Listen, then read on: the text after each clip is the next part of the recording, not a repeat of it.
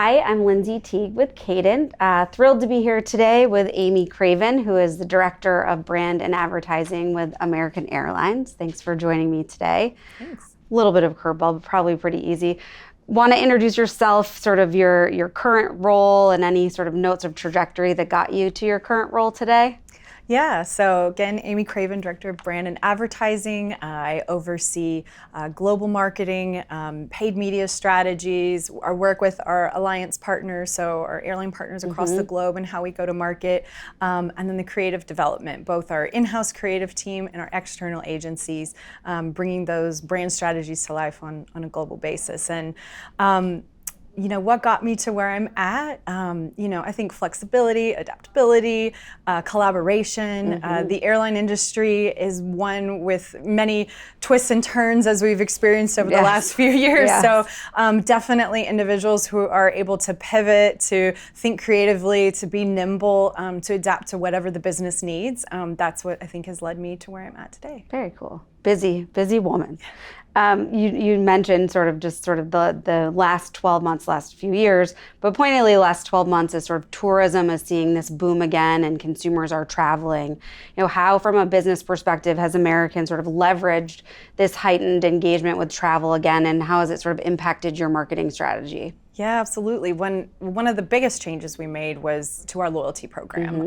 One of the primary ways that we engage with our customers on a regular basis. And what we found were with changing consumer behaviors in how and when they were flying, we wanted to make sure we were meeting customers with where they were at, no matter where they were on that journey. Sure. So if they're a road warrior, flying every week for work, or if they were someone who just saved up for that big trip once a year, we wanted consumers to be able to feel like they could be rewarded and have a rewarding experience with us no matter where they were at on that journey. So we made changes to our loyalty program, which rewarded those experiences, whether you were flying with us, whether you were spending on our credit cards, whether you were purchasing through our dining or shopping programs. Those would be ways that your experience, you could reflect a better experience on American Airlines. So travel truly is better, when you are an Advantage member and when you're a part of the program, and we wanted to be able to reward at every point of the experience. Also recognizing that people wanted to engage with us throughout the way. So we didn't want it to be engage at every status and then stop. We wanted to recognize those behaviors before they got to status as well as in between status. So those are changes. Just so important. Yeah, that there's no reason to stop. And again, we want to continue that two-way conversation. So so those changes have really helped us to pivot then what our marketing strategy and then what we need to communicate to the customer. Speaking of that, sort of as you're talking, I'm tracking through, and we've even in some of the sessions today, there's been conversations with regards to dynamic creative and how you leverage different types of messaging.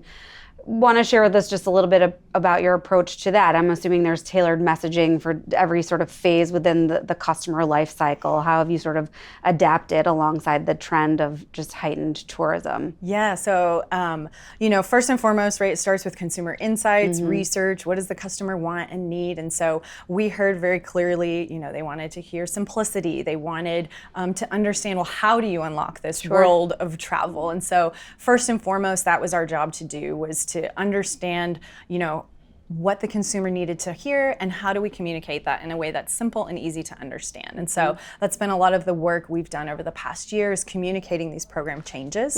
And then moving into sort of that dynamic phase. Okay, you're either a part of the program or not. So how are we leveraging first-party data to then tailor the creative to that individual? So, is it a join message? Is it a, hey, you're already a part of the program. Did you know you have all of these benefits that you can access? So using first-party data, privacy compliant ways, and ways that enrich the customer experience and actually add value to the transaction. Makes total sense. Then sort of taking, we're talking about your customers' creative and maybe not in that particular order, but share with us a little bit about your sort of approach to overall marketing. What sort of tactics or channels have you seen perform really strongly for you? There's a lot of discussion around, this shift of audiences out of traditional linear into more digital-like tactics. Sort of what's been your evolution and where do you see sort of strengths within your mix? Yeah, so since the pandemic, we have been fully digital all across the funnel. So it enables us to be nimble as we need to change, as we need to pulse, as booking curves have shifted.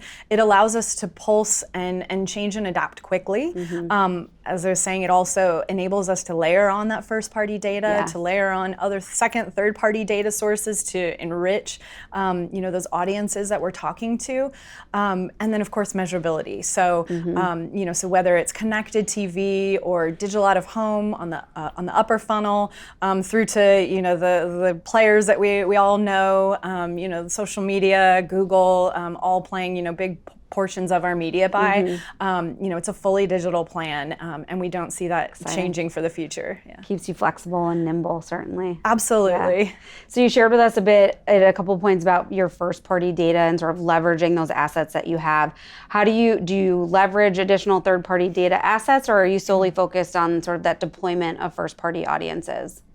So we're looking at it again of first-party data as talking to existing customer bases. When we were looking at second and third-party data, it's really trying to understand, well, who's that prospective customer? Who's that look-alike that we want in the American Airlines ecosystem? And that's really when we're layering on those data sources and working with those partners to make sure we're going after that right audience. Thank you. That's awesome.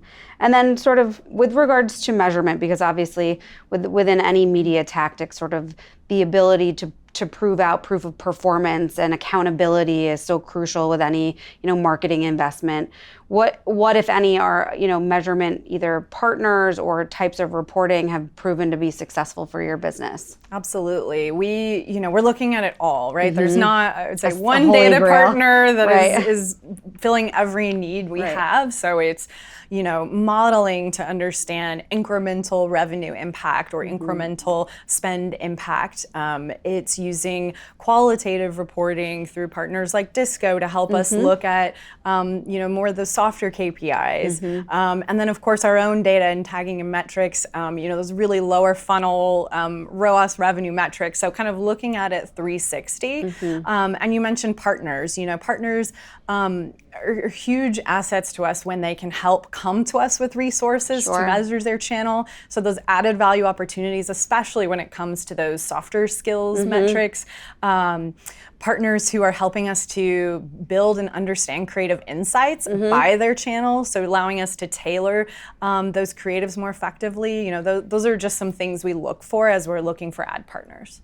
Awesome, thank you for sharing. And then sort of as we round out here for it's hard to think, we're 23, 24, it'll be here before we know it, but sort of anything new to market or from an innovation standpoint that you guys are thinking about as an organization that you'll be bringing to the marketplace this year? Yeah, so for the rest of the year, it's really looking at our test and learn plans. So we've got plans where we're testing channels in isolation, where we're testing them together, and seeing what happens in like markets, and then using that to inform our strategy and as well what we're planning for in 2024. So always thinking ahead, making it an iterative process, trying to not boil the ocean, but take our testing plan in chunks and in phases and learn from each point and continue adapting. So it's an ever iterative process, but it helps us to get to the best end result.